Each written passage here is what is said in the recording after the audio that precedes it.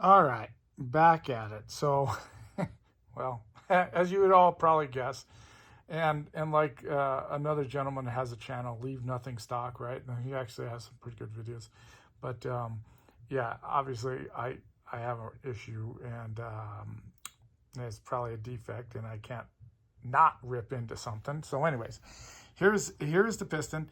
Damn, this thing is big, right? Big piston. So big old windowed skirts and this kind of thing, nice and wide.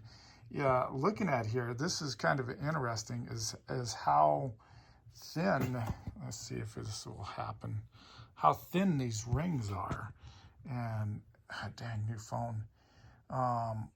So it's interesting how thin these rings are with such a large saw. So anyways, thin rings. So kind of some of the things that I was looking at. Let's look inside here. Okay, small lower transfers.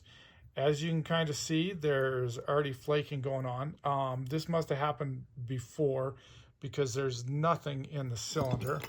Nothing banging around, nothing scoring. So that tells me that came off some other time. So anyways, the lowers, of course, have nothing rubbing on it, so that's not a concern for me necessarily. So we'll go ahead and I'll probably end up getting a diamond bit on there and doing some blending back in, and then opening this lower up down here side, as well as probably blending it. It looks like, 660 for steel size, So anyways, except it has a dual upper transfers. You can kind of see in there that, yes, right down in here in this corner, there's a smidgen mess up that kind of goes this way. And now we flip this over, we can kind of see some more flaking going on with the cylinder itself. And then another right down here in this corner also has a smudge kind of mark going on. So anyways, it looks like I'm going to be grinding on this thing a little bit. Anyways, let's see. Let's take a look. Not necessarily too bad on the exhaust side of things there. Kind of thing looks pretty decent. Let's see if I can, oops, wrong way. Let's see if zooming in this way looks like any better. And then intake. Intake looks a little sharp on the bottom, but of course it doesn't rub the rings. In the bottom, I mean, in your view, is the top right up here.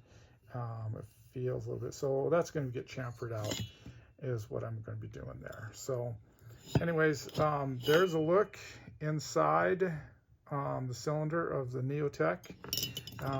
We'll see how this progresses. Of course, it did have a gasket. Yeah, I didn't even measure this yet. So let me grab this real quick and see. Bear with me. So looks like we have thickness is sitting at 20 thousandths. So, if that gets me down to 30, that I'm going to be happy with this because of the size of the saw, right? Let's zoom back out. So the size of the saw is in the piston is going to be fine. If I get 30, even low 30s, I'll be happy if that's the case on this without machine work. Like I said, I'm not looking for a racer. I'm just looking for a good, strong work saw. So this is kind of where we're going with this. It's kind of interesting little design. I think it looks more like a snake head than anything there. But that's any of the markings that are on there. There's exhaust side. Of course, I didn't pull the boot, but there is a little bit of flow work I can do, matching the rim to the boot. Anyways, so yeah, looks like that's the plan. So anyways, obviously I have an issue with leaving anything stock and not ripping into it. So anyways, good thing these things are cheap. Anyways, hope you're enjoying this video, and you have a good one.